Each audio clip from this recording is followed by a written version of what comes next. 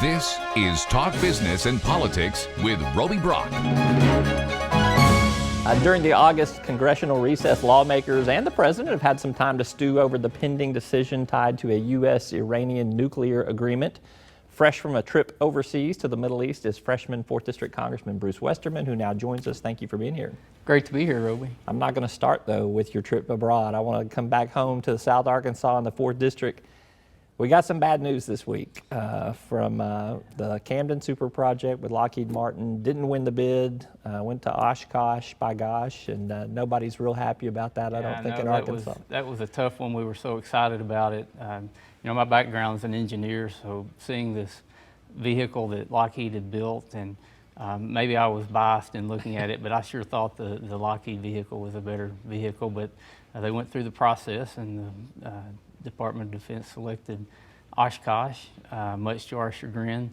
That would have been such a big thing for South Arkansas, for Camden, and really all across the region. You know, I talked to businesses down there that were actually a little bit concerned about being able to hold on to their employees with that many new jobs being created there in Camden. But that's a good kind of problem to have. That is a good kind of problem to have. So what do you think happens next? Because Lockheed Martin did make some investments in that facility down there. There are other projects to bid on down the road. There's a lot more that's in the pipeline that's coming around.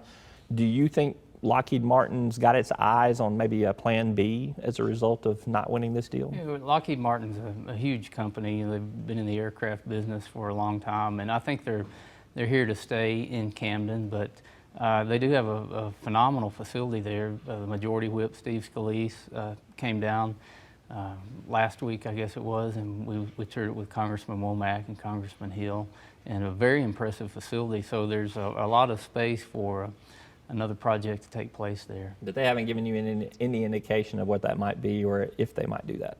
No. All right. But you'll let us know if they do. Absolutely. Please, all right. Yeah. Let's stay in the 4th District and talk timber a little bit. Again, part of your background too. You've been a sponsor in Congress of the Resilient Federal Forest Acts, a co-sponsor of this. It sounds kind of boring, to be honest with you, but tell me what it does and why it's not. Trees are exciting. 86% of the 4th District is timber. I'm not saying I don't appreciate them. I'm just saying they're not always the most talkative and exciting. But they're dynamic. They're living organisms. I'm a forester. My undergraduate degrees in engineering. My graduate degrees in forestry, and I'm the only forester in the United States Congress. So the chairman of the Resources Committee that I serve on, Rob Bishop from Utah, he came to me and said, "Would you be interested in running the forestry bill?" And you know, that was just unexpected, but a great honor for me to be the lead sponsor on the forestry bill. And then to actually get my first bill passed off of the House floor with bipartisan support.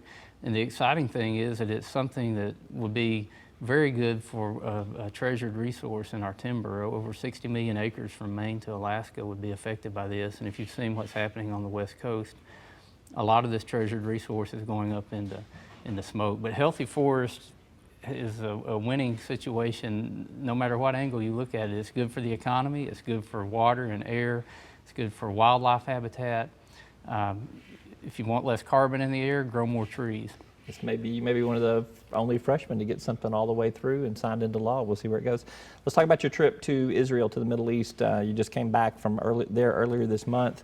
What did you learn that maybe solidified your position opposing the U.S.-Iran deal, or maybe loosened your resolve against that? No, it's strengthened and solidified my resolve against the deal that the administration has come up with. I could go into a lot of details we probably don't have time for, but at the end of the day, our biggest ally, the most thriving democracy in that region, Israel, they're opposed to it from everybody I talked to, from Prime Minister Netanyahu, who we spent nearly 2 hours with, from his political opposition, the president, Ruvi Rivlin, it's hard to say. He's opposed to the deal. We went up to Ramallah and visited with the Prime Minister of the Palestinian Authority, and he doesn't think it's a good deal, but just with common everyday citizens in Israel who are really tuned in to the issues over there because they live with it every day. And they know that one nuclear explosion in Israel could wipe out most, if not all, of their population. 90% of their population lives in a 5-mile by 20-mile rectangle. they're prepared to defend themselves, but we don't need to turn our back on our best ally at this crucial point in time. It seems to me, from what I am reading, again from the Washington, D.C. press, is that there will be a move to disapprove of that deal that will probably easily pass the House, probably pass the Senate pretty easily too, but may not be veto-proof. What's your anticipation of what might happen? And if there is a veto, do you think it could be overridden? Do you think the support's there for that? And you've outlined the process. By September 17th, we have to have a vote on it. I'm very confident we will pass a resolution to not approve the deal. The President's already said he will veto that. Then it gets tricky because we've got to get 43 Republicans in the House, 43 Democrats in the House, and 14 Democrats in the Senate to join us in the veto override.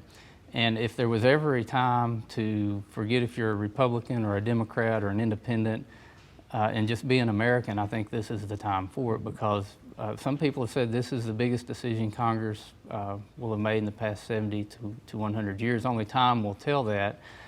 But I know it's a very sensitive issue when we start talking about nuclear proliferation in the Middle East.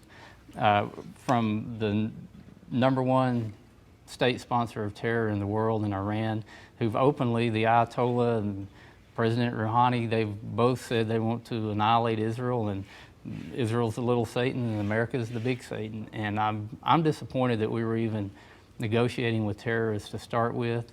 But this deal is a bad deal every way you look at it. Let's go play hypothetical. Let's say it does, the votes are there to get the override. What happens next? What would happen then? I think we should increase sanctions on Iran. The sanctions are working.